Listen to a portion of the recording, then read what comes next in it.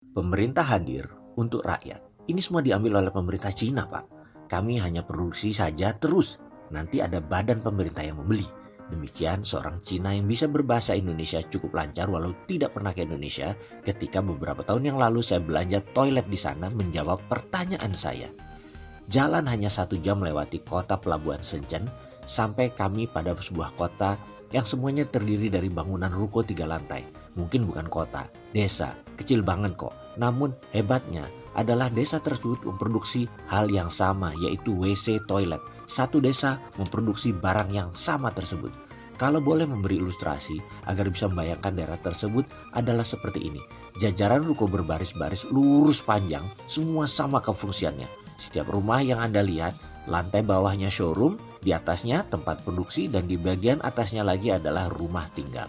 Semua sama, semodel, hanya produksinya berbeda-beda bentuk. Saya tidak dapat memperhitungkan berapa jumlah ruko dan rumah produksi ini, namun kalau 1000 ruko rasanya ada kali. Hal yang menarik pertama kali produsen toilet bagi saya adalah mereka memanfaatkan 3 level bangunan tersebut secara utuh. Sementara kalau saya ingat di tanah air tercinta, bangunan ruko 3 atau 4 lantai kebanyakan lantai 1 dan 2 saja yang keisi. Sisanya idle atau kosong. Kembali ke ruko 1000 unit di desa tersebut. Bayangkan kalau misalnya satu hari mereka memproduksi 5-8 unit toilet. Ada 5.000 sampai 8.000 toilet per hari diproduksi. Dan kalimat di atas tadi adalah jawaban atas pertanyaan saya. Ketika saya bertanya, Pak, ini yang beli produk toiletnya siapa? Dijual kemana? Rupanya ada sejenis bulognya Cina yang khusus membeli barang produksi dari small home industry di Cina. Sehingga mereka hanya fokus di produksi. Urusan jualan diambil oleh bulognya. Misalnya urusan produksi WC toilet ini. Dan kata mereka, lembaga penyangga badan usaha milik negara perdagangan tersebut ada banyak. Ada ratusan. Ada berbagai bidang yang semua dibeli oleh pemerintah jika tidak laku atau sebagai badan penyangga produksi. Bagi saya ini sangat menginspirasi. Bangsa Cina hanya fokus di produksi, titik.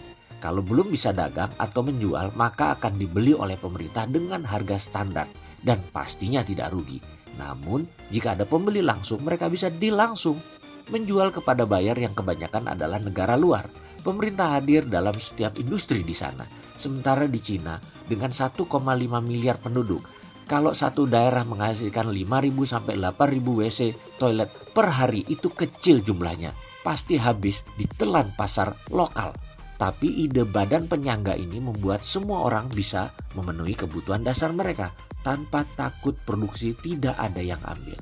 Pemerintah hadir mengawal hasil rakyat yang ternyata setelah saya tanya lebih dalam lagi, pemerintah juga mengadakan pelatihan, penyuluhan atas standar produksi yang pasti agar produsen dan produksi makin baik. Itu tujuannya. Badan penyangga tersebut sangat tajam matanya. Mutu produksi yang rendah dibayar di bawah harga pasar, di bawah harga pokok. Tapi kalau jelek sama sekali, tidak layak, ya tidak dibeli. Jadi ada standar mutu di sana, ada grading juga, dan itu bagus. Sekarang mengapa saya ke desa itu? Kenapa saya ke Cina? Saya ingin mutu bintang 5, seperti Grohe, untuk toilet di hotel saya. Tapi harganya gak mau bintang 5. Di sisi lain, kalau saya pakai Grohe, harganya mahal banget. Apa solusinya? Ya dikombinasi.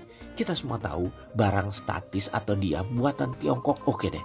Tapi urusan mechanical, barang rotating, pneumatik jangan coba-coba beli di Cina. Harus Eropa untuk toilet publik apalagi. Maka saya ke Cina untuk bolnya toilet yang mirip Grohe. KW1 harga cuma Rp300.000. Hanya keramik bowl dan sejenisnya yang saya beli. Sistem alat mekanik tetap original alias tetap saya pergunakan Grohe yang asli. Saya kawinkan. Kalau satu set merek original harganya 20 jutaan lebih. Kalau dikombinasi dengan barang Cina hanya 3 juta. Sekali lagi, urusan rotating atau pneumatik lebih baik menggunakan barang-barang Eropa. Yang statis bolehlah barang Cina. Dan barang statis biasanya 80% dari sebuah benda operasional, bener nggak? Jadi bisa dibayangkan berapa dana yang kita hemat untuk investasi. Jika dijumlahkan, maka harga saya membeli hanya 40% dari harga publik toilet bintang 5 Grohe tersebut. Kalau dilihat secara kasat mata hampir tidak ada bedanya. Kalau dipergunakan, ya memang Grohe. Untuk 120 unit toilet set, mending saya impor dari Cina. Namun mutu tetap Eropa. plus hemat 60% lagi. Peristiwa inilah yang membuat saya membuat video ini. Oh iya, hotel kami sudah menginjak tahun keempat sekarang. Sejauh ini tidak ada keluhan dari pelanggan. Zero complaint adalah sebuah prestasi. Dari keputusan kontroversi awalnya, namun mencari harga termurah, mutu terbaik, waktu tercepat adalah seni berbisnis. Grohe KW Cina tersebut berhasil, so far so good. Awalnya pasti ditentang, namun sekarang sudah terbukti. Jalan dan sukses, walaupun semuanya hanya menggunakan common sense saya aja. Terlepas dari cara nyeleneh Sontoloyo dalam membeli alat toilet tersebut, yang membuat saya selalu teringat adalah bagaimana negara Cina tersebut melakukan buyback atas hasil home industry. Karena tak jauh dari desa tersebut, desa Chaozhou, kalau tidak salah ya nama desanya, memproduksi alat pertanian. Mesin bajak sawah yang pakai tangan, itu pun disanggah pemerintah secara harian untuk menampung produksi home industry tersebut. Badan usaha bulog perdagangan milik pemerintah tersebut tugasnya membeli produksi rakyat dan menjual ke market internasional dengan harga bulk, borongan. Walau kenyataannya kebutuhan lokal pun belum bisa terpenuhi. Hal ini membuat kestabilitasan berbisnis. Saya suka sekali strategi ini. Bukan apa-apa sih sebenarnya, karena saya ini merasa dalam bisnis banyak hal yang rumit dan panjang mata rantainya, seperti SDM, bahan baku, material produksi, mutu, distribusi, merek, pemasaran, dan penjualan. Banyak banget lainnya lagi. Misalnya, itu adalah hanya salah satu produksi. Katakan bolpen saja. Panjang banget dari proses material awal hingga sampai ke tangan Anda, para konsumen. Kalau sebagai pebisnis, hal ribet ini bisa dikurangi. Misalnya, penjualan dan distribusi diambil Bulog, maka fokus kita para UKM 100% hanya ke mutu produk. Ya pasti saja produksinya secara mutu meningkat atau secara produksi bisa lebih cepat. Ini cara pintar. Sementara di perusahaan yang milik pemerintah tadi fokusnya hanya berdagang dan distribusi. Persis seperti Unilever, hanya menjadi marketing arm saja. Tentu fokus dan kompetitif jadi bisnisnya. Gak kebayang kalau ada lembaga Bulog tersebut di Indonesia. Pasti UKM-nya maju.